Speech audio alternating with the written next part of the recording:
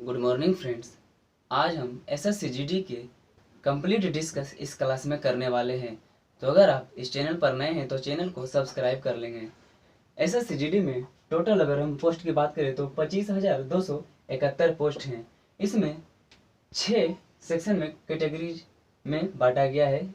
तो अगर आप फर्स्ट में देखेंगे तो बीएसएफ में, जिसमें आपको 7,545 पोस्ट हैं। सीआईएसएफ में आपका 8,464 पोस्ट हैं और एसएसबी में 3,806 पोस्ट, आईटीबीपी में 1,431 पोस्ट है और असम राइफल्स एआर में आपका 3,785 पोस्ट और एसएसएफ में 240 पोस्ट हैं।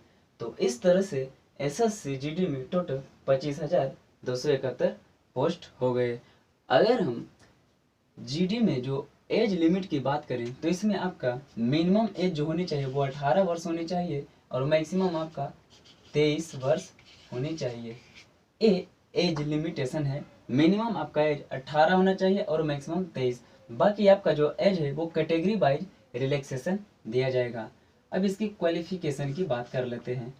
क्वालिफिकेशन की अगर हम बात करें तो आपको 10th पास होना चाहिए। 10th आपका कंपलसरी होना चाहिए। अगर आप 10th पास नहीं हैं तो आप इसके लिए एलिजिबल नहीं है, तो 10th पास होना चाहिए। अगर आप एनसीसी किए हैं तो यहाँ पे आपको बेनिफिट मिलने वाला है। अगर आप एनसीसी किए हैं तो इसमें आपको ए बी सी इसमें आपको, अगर आप एनसीसी में ए ग्रुप किए हैं तो इसमें आपको 2% का एग्जाम में मार्क्स एक्स्ट्रा दिया जाएगा और यदि आप बी किए हैं तो इसमें आपको 3% एक्स्ट्रा मार्क्स दिया जाएगा और यदि एनसीसी में आप सी ग्रुप से किए हैं तो इसमें आपको 5% एक्स्ट्रा मार्क्स दिया जाएगा आपको एग्जामिनेशन में। तो ये है यहाँ पे एनसीसी का बेनिफिट। अगर आप एनसीसी किए हैं तो आप एनसीसी को ज़रूर अप्लाई करेंगे।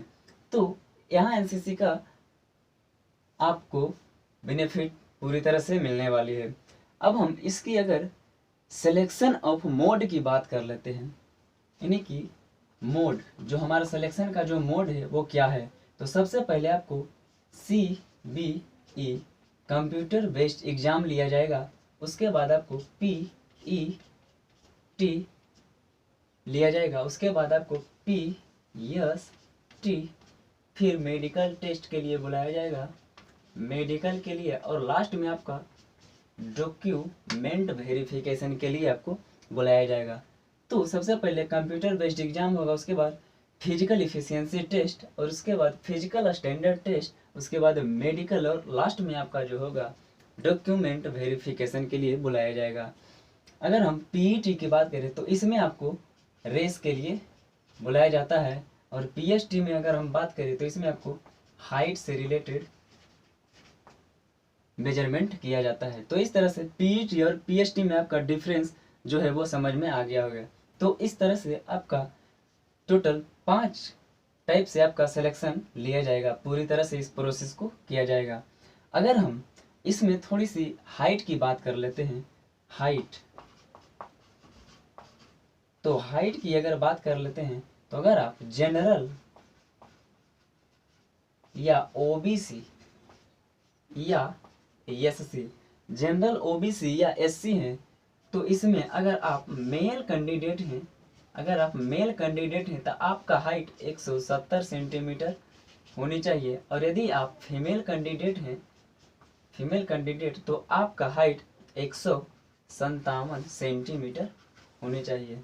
तो जनरल ओबीसी और एससी का जो हाइट है वो इतना है कि अगर आप मेल हैं तो इस 170 सेंटीमीटर आपकी हाइट होनी चाहिए और फीमेल हैं तो आपका हाइट 157 सेंटीमीटर होनी चाहिए। तो ये तो हो गई हमारी हाइट के बारे में। अब हम इसकी एग्ज़ाम की जो पैटर्न है उसके बारे में बात कर लेते हैं। एग्ज़ाम पैटर्न, तो एग्ज़ाम पैटर्न की बात कर लेते हैं। तो एग्ज़ाम पैटर्न में आपका क्वेश्चन जो है वो 4 सेक्शन में पूछा जाएगा। Section A, B, C, D. Section A में जो आपका है वो रीजनिंग रहेगा, रीजनिंग का क्वेश्चन पूछा जाएगा। सेक्शन बी में आपका जो है वो जनरल अवेयरनेस,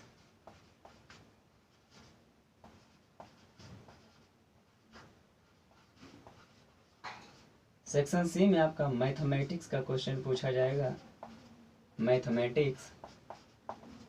और सेक्शन डी में आपका इंग्लिश का क्वेश्चन और हिंदी का क्वेश्चन भी पूछा जाएगा। सेक्शन डी को ध्यान से देखेंगे, इंग्लिश के साथ साथ आपको हिंदी का भी क्वेश्चन मिलेगा वहाँ पे। अगर नंबर ऑफ क्वेश्चन की बात करें तो इंग्लिश रीजनिंग में आपको 25 क्वेश्चंस मिलेंगे, जनरल अवेयरनेस में 25 क्वेश्चन और मैथमेटिक्स में भी आपका 25 क्वेश्चन और इंग्लिश और हिंदी दोनों को मिलाकर 25 क्वेश्चन रहेगा, जो सेक्शन डी में हमारा हिंदी और इंग्लिश दोनों रहने वाला है। इस तरह से अगर हम देखें तो टोटल क्वेश्चन जो होगा वो हमारा 100 हो गया, जिसमें से जो हमारा मार्क्स की अगर हम बात करें तो सभी का मार्क्स जो है वो 100 मार्क्स का रहेगा। तो 100 मार्क्स का रहेगा, यानी सभी क्वेश्चन 1 मार्क्स का होगा, 1 मार्क्स का होगा। अगर हम इसकी टाइम की बात करें तो आपको 90 मिनट पेपर सॉल्व करने के लिए दिया जाएगा। पेपर सॉल्व करने के लिए आपको 90 मिनट का टाइम दिया जाएगा। अगर यहाँ पे थोड़ी नेगेटिव मार्किंग की बात कर लेते हैं,